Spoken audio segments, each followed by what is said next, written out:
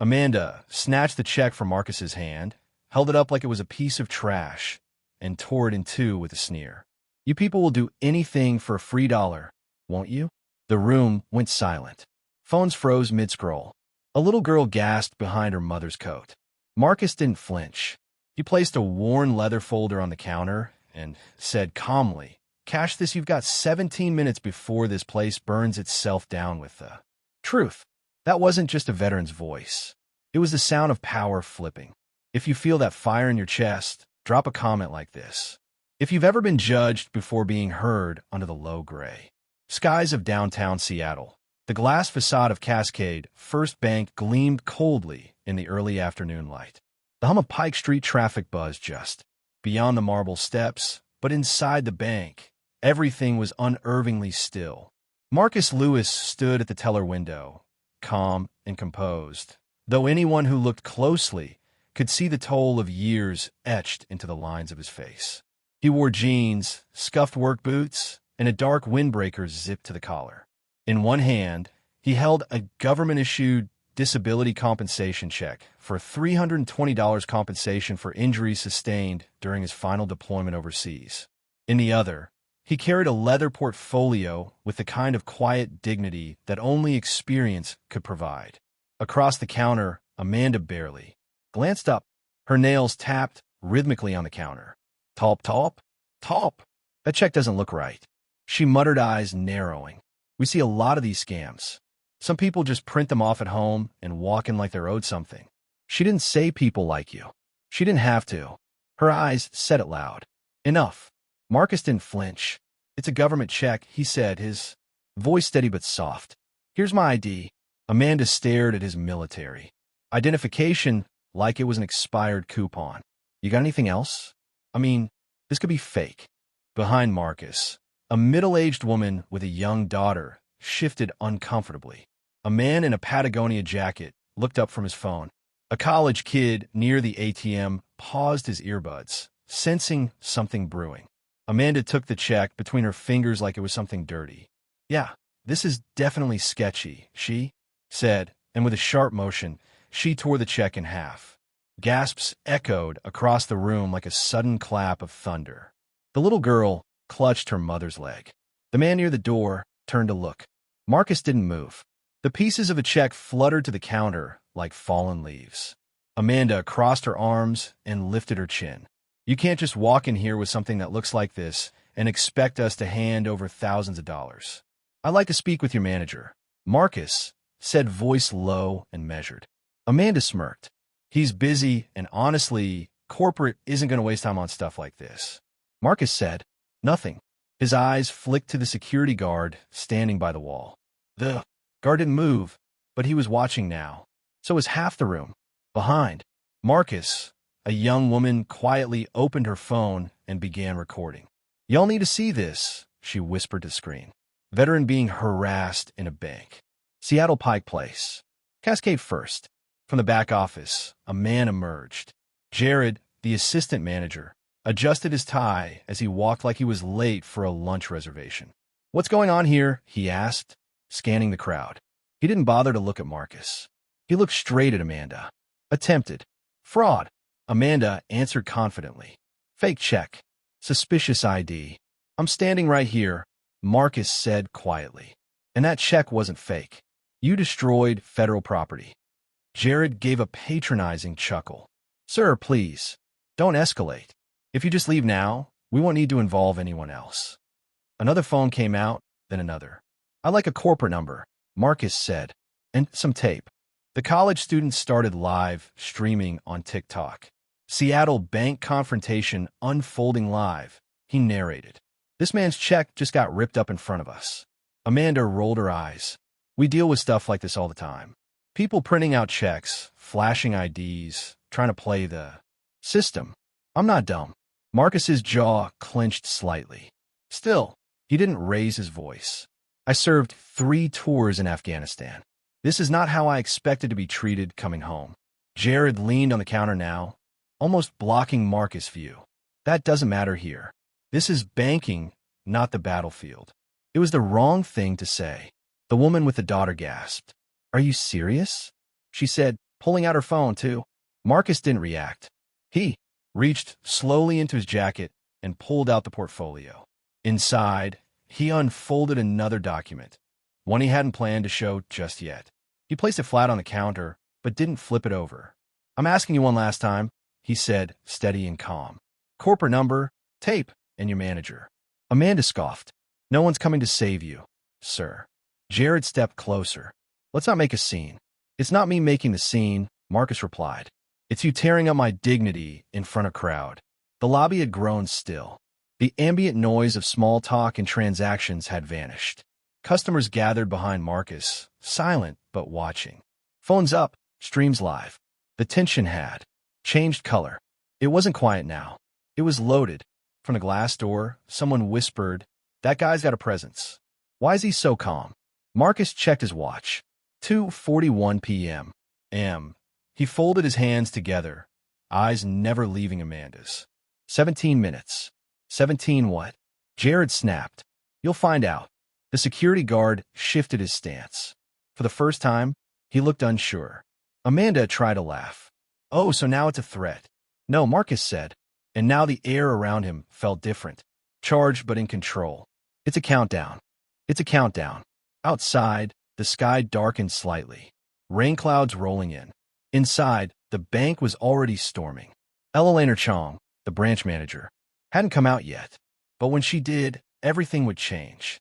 The tension in the bank had quietly shifted from disbelief to something far more combustible. What began as an awkward moment at the teller's window was now a thick, invisible fog of scrutiny.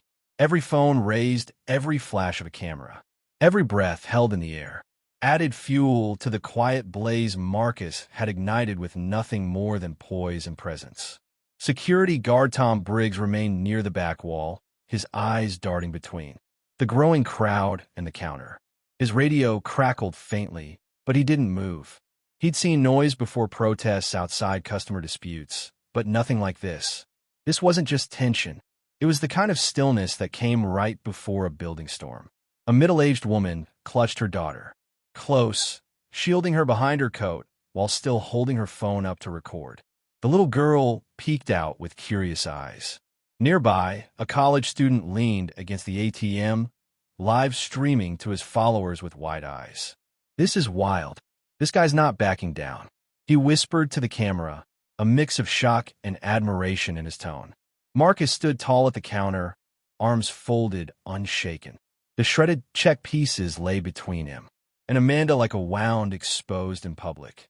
But it wasn't the torn paper that held the crowd. It was the implication that someone like Marcus, a black disabled veteran, could be humiliated so casually in broad daylight and then remain dignified in the face of it. Jared, the assistant manager, stepped forward, trying to reclaim control. "Sir, you can't stall here. This is a secure business. You're holding up the line," he said, his voice brittle with frustration. But no one in the bank was moving. No customers, no transactions, no conversations. Every eye was locked on what was happening in front of them. Jared glanced around. Phones were pointed in every direction. A few customers had stepped back, but refused to leave. Some were whispering, others openly recording. The hashtag banking while black had already surfaced online. Comments rolled in unreal. "This is racism, period. Hold them accountable." The tidal wave was rising faster than he could stop it.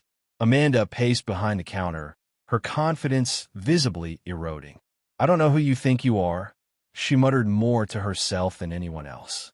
Her voice, once dripping with sarcasm, now quivered slightly under pressure.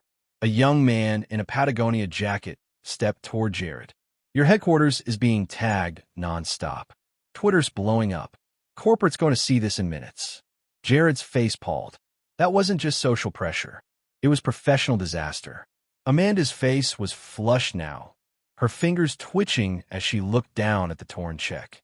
She spoke up louder this time. "This isn't a protest. This is a secure facility. If you don't leave, don't treat us like we're invisible." A voice cut in from the crowd. It was a white father arms. "Cross the camera steady. Ever been watched? Like you're guilty for just existing." Amanda froze, caught off guard. The crowd murmured their agreement. For the first time, the bank no longer felt like her territory. Marcus leaned forward, his voice low, but deeply resonant. "You're saying I look suspicious? You're saying this check must be a fraud. But what if I told you this isn't even about money?" He tapped the sealed envelope he had placed earlier on the counter. "What if I told you you're about to lose more than a paycheck?" That line snapped the air in half. People leaned in. Cameras zoomed. The word leverage was no longer theoretical. It was now something real, something heavy. Amanda took a step back, nearly knocking over her chair. Jared looked up at the clock, 2:49 p.m. 8 minutes into whatever countdown Marcus had hinted at. A tight knot formed in his chest. The branch was no longer in his hands. "I've called corporate," he muttered to Amanda, fumbling with his phone. His fingers trembled as he tried again. No answer yet. Amanda retreated behind the bulletproof glass, her hands pressed white-knuckled against the frame. She stared at the counter, the envelope, the silent crowd. For the first time in her career, she felt smaller than the people she used to ignore. Outside the windows, more people were gathering. Word had spread beyond social media. A local food delivery guy stood at the entrance, phone raised.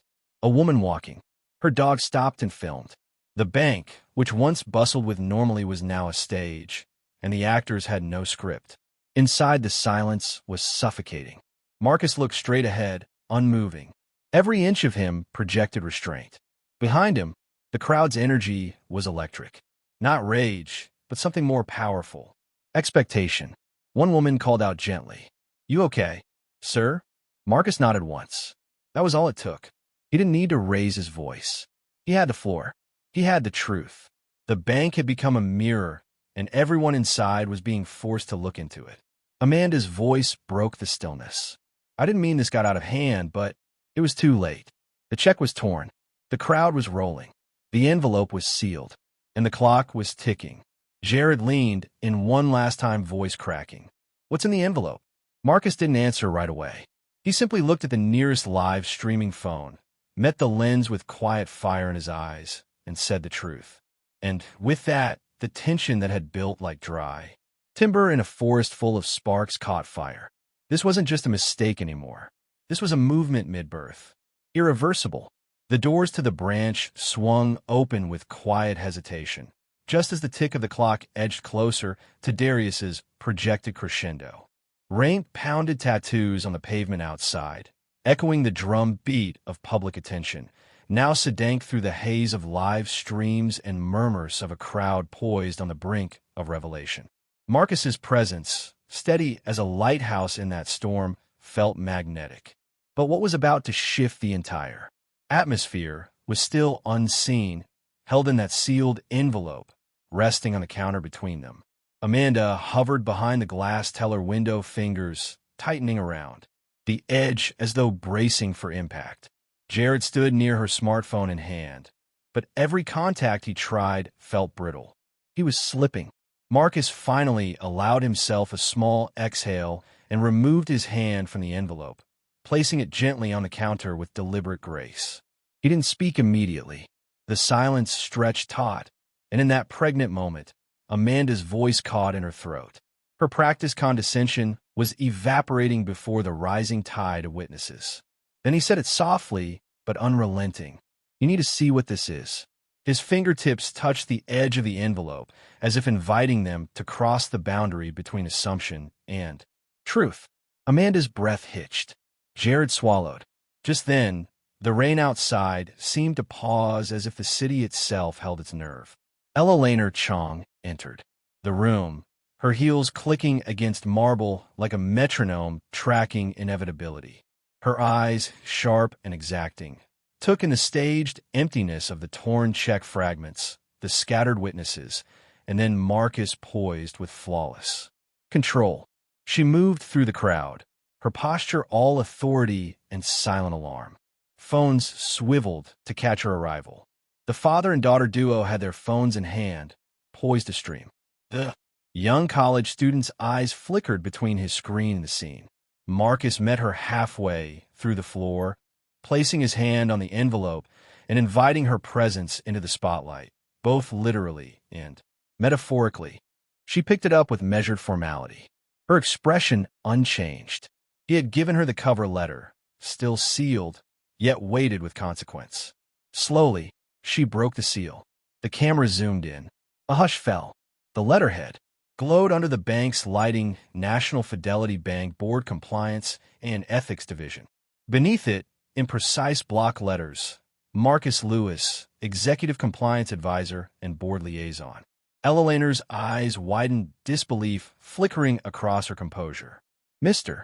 Lewis," she stammered, voice caught between protocol and stunned difference around them. The lobby convulsed with reaction. The father whispered, "He's bored." The TikTok teen gasped into the microphone, eyes already glistening with disbelief. Viewers surged. "Hello to 15,000 live stream watchers. Tag siren fidelity failure." Amanda stepped back, nearly tripping over the check's torn remains. Jared's phone slipped from his hand. Marcus remained still, quiet, familiar strength in every inch of being. Ella Laner's voice returned, shaky but gaining clarity. "Call headquarters now." She turned to Amanda and Jared, her posture weaving judgment into grace. "Explain this to corporate and to everyone." The floor felt uncertain under their feet. Marcus uncrossed his arms, offering them the first gesture of mercy in the chaos. A simple statement. It doesn't have to go sideways. You can start doing the right thing now. Live streams ruptured outward algorithms, expanding the moment from Pike Place Market to dining rooms thousands of miles away. The hashtag leapt to trending. News outlets pinged with alerts. Bank board member confronts discrimination. Social media echoed outrage and awe. Ella Laner pulled out her phone and dialed. Her voice crisp: "Corporate demands," bolted into motion. "We have an incident." "Yes, I see the individual is Executive Compliance Advisor." "Yes, dispatch legal and PR now." Every witness had become a guardian of accountability. The young daughter stared up at Marcus with wide eyes of understanding rather than confusion. The college student closed his feed. He didn't need to speak anymore. The story had already said everything. Amanda sank to a stool, trembling. Tears burned her. Jared pressed both palms flat on the counter, as though bracing for ground to drop out beneath him. Yet Marcus didn't gloat. He only nodded toward Ella Laner's silent permission to do what needed doing. And she did. The decision flared instantaneously. Amanda and Jared were stripped of credential security, asked to escort them back. Mrs. Alvarez's live stream swelled to a roar. $50,000 and climbing. Hashtag spiked to national attention. Marcus retrieved the torn check fragments. His composure didn't waver. With a small smile, he said, "Still a valid government document. Let's fix this." The unexpected justice of the moment landed like sunlight in a storm. Cameras captured his calm dignity, the symbol of veteran service reclaiming respect. No fanfare, no grandstanding, just the graceful pivot of power re-entered. In a wash of glare, Marcus carried himself like someone used to. Invisibility. And none of that mattered anymore. And his equity protocol began echoing. Through the cell towers, through the watches of people watching. He stood as the calm in the eye of a storm that would not relent. The rain outside turned from a drizzle to a full cascade, tapping rapidly against the glass, as though the city itself were drumming its approval. Inside Cascade First Bank, the shift had moved beyond atmosphere. It had become law. Ella Laner Chong stood center floor, her spine a rod of duty as the last fragments of control slipped from Jared and Amanda's hands. They had been suspended immediately, their corporate IDs revoked, their access locked.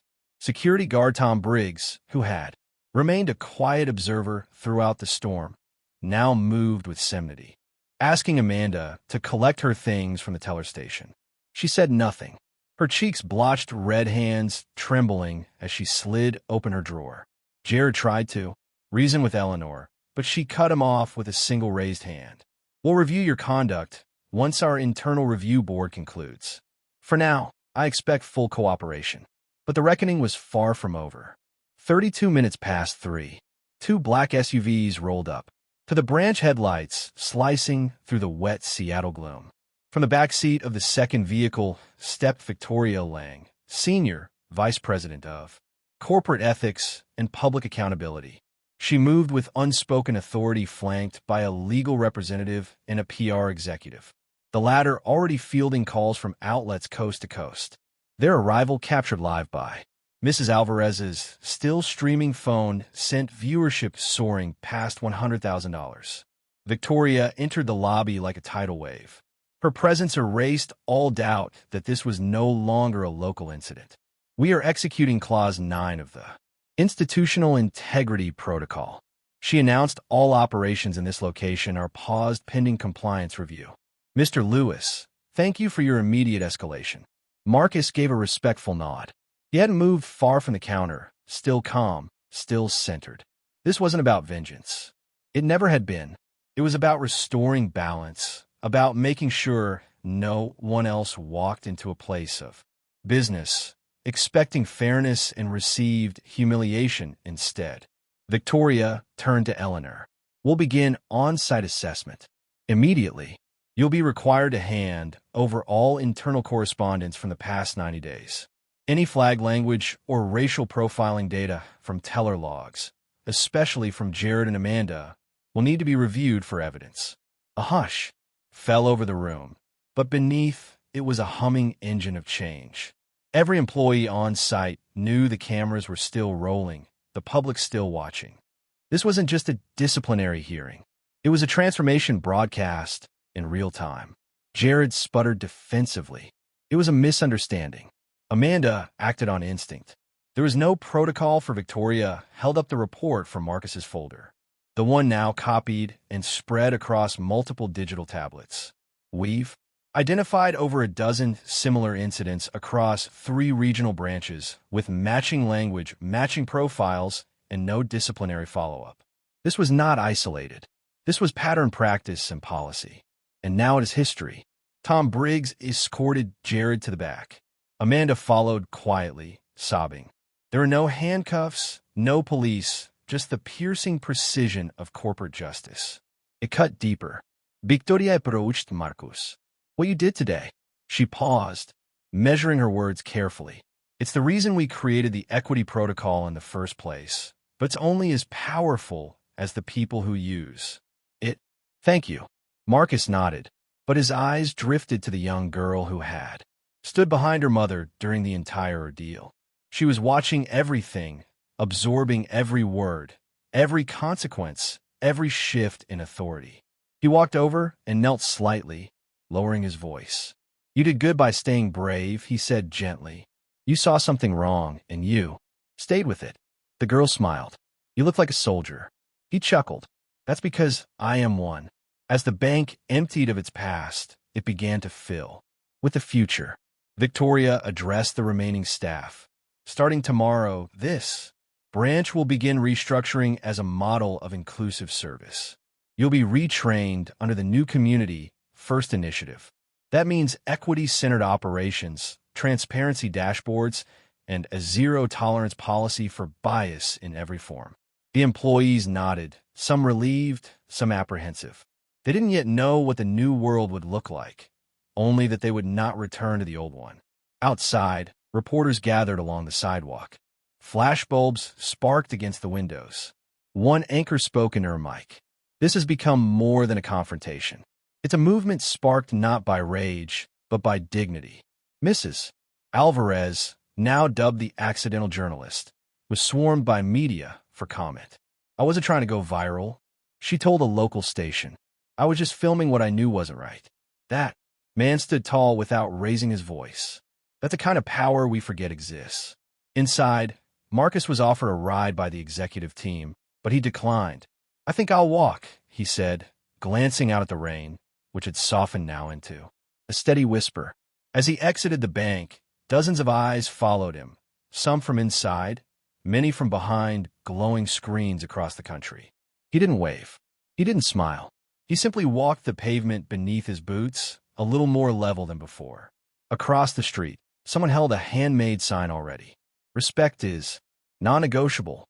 Marcus glanced at it once, then continued down the sidewalk. He knew this wasn't the end of something. This was the beginning.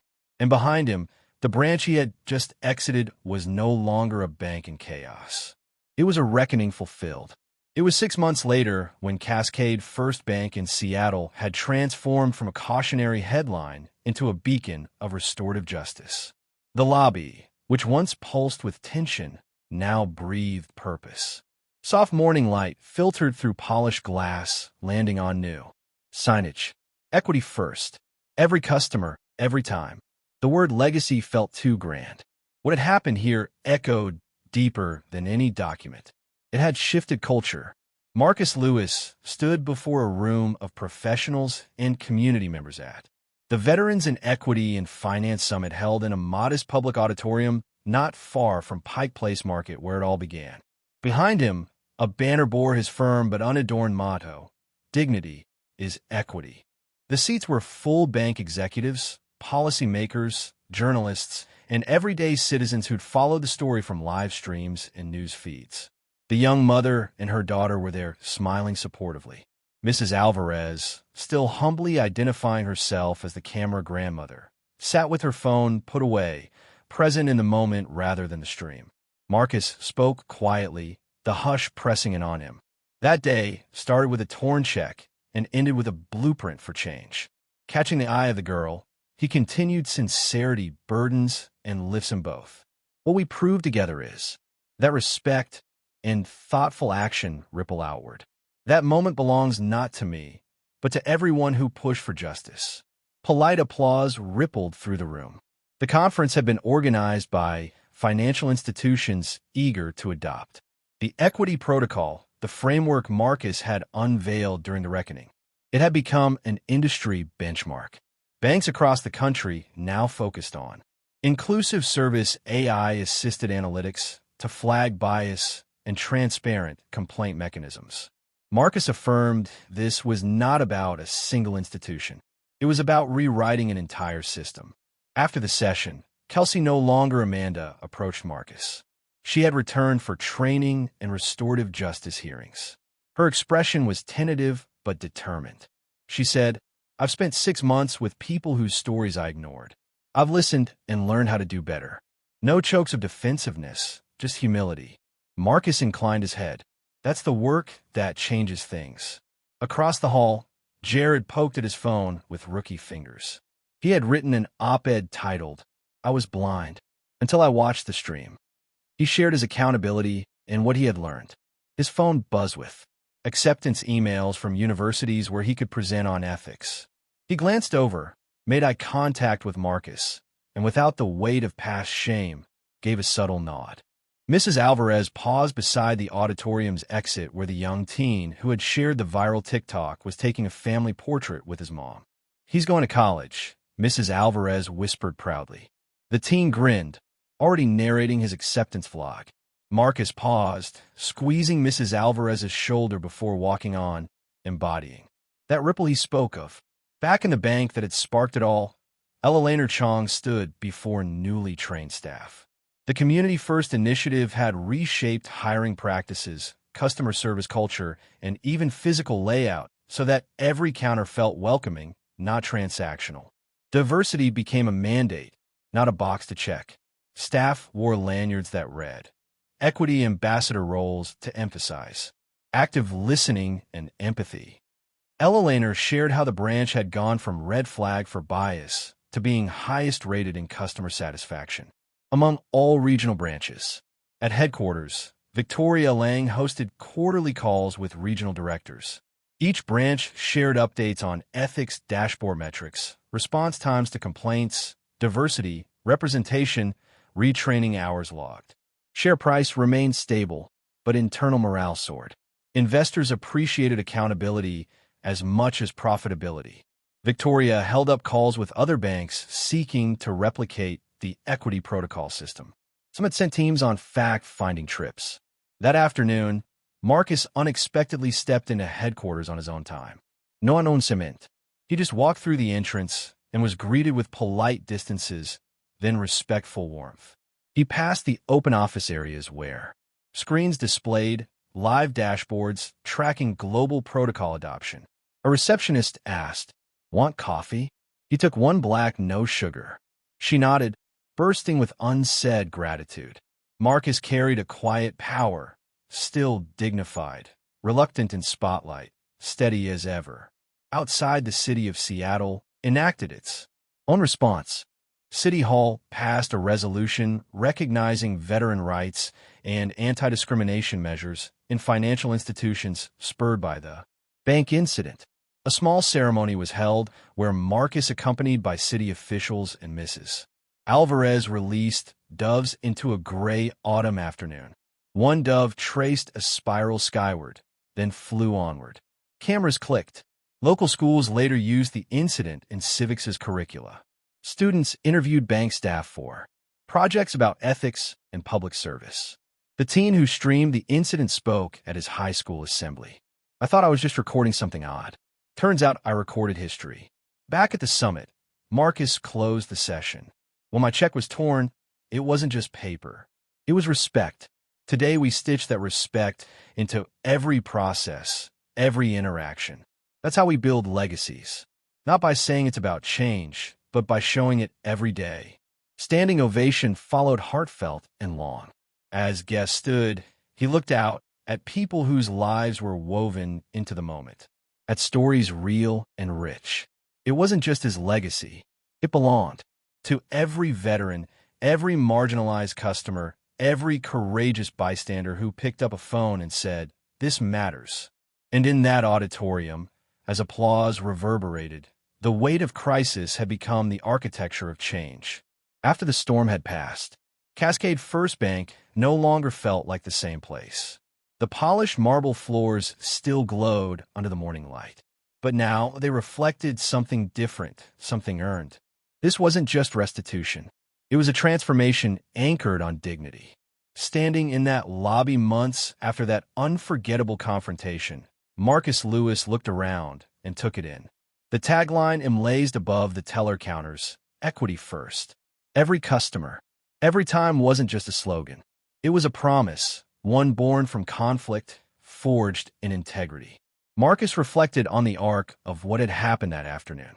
A simple, honest attempt to cash a duly issued government disability check precipitated a cascade so powerful that it cracked open institutional complacency. Who could have guessed that a single act of prejudice, Amanda tearing up his check, the crowd gasping, the live stream rolling, would ignite a reckoning strong, enough to alter protocols, retrain a branch, and ripple across an industry? Yet, at the heart of the moment was not anger, but a quiet conviction. Marcus, poise under pressure, wasn't about dominating with force. It was about reclaiming respect with calm authority. The crack wasn't sound and fury. It was shock and awakening. Easier to walk away, but easier sometimes lies in defeat. Not for Marcus. He stood firm, not out of pride, but out of principle. 6 months later, his presence at the Veterans and Equity and Finance Summit was more than symbolic. He wasn't there to tell people how important he was. He was there to remind them that justice, once named and held, gained strength with every active witness. And he had more than witnesses. He had inheritors. Kelsey, no longer the teller who'd acted on ignorance, was now helping train others. Jared, the assistant manager, who first tried to dismiss Marcus, had used his mistake to own a stronger voice of accountability. Staff at the branch wore equity, ambassador badges, mobile layers of empathy, listening notice, and care. Technology screens, flash dashboards filled with metrics, not just profits, but response times to bias reports and measures of inclusivity. And community, members like Mrs. Alvarez, who captured the scene on livestream, became the voice of everyday vigilance. Her simple acts showed that accountability doesn't begin at boardrooms. It begins when ordinary people say, "This is not how we treat each other." The sentiment had spread to school, city, halls, and even boardrooms nationwide. Marcus watched reporters ask, "What's next for you?"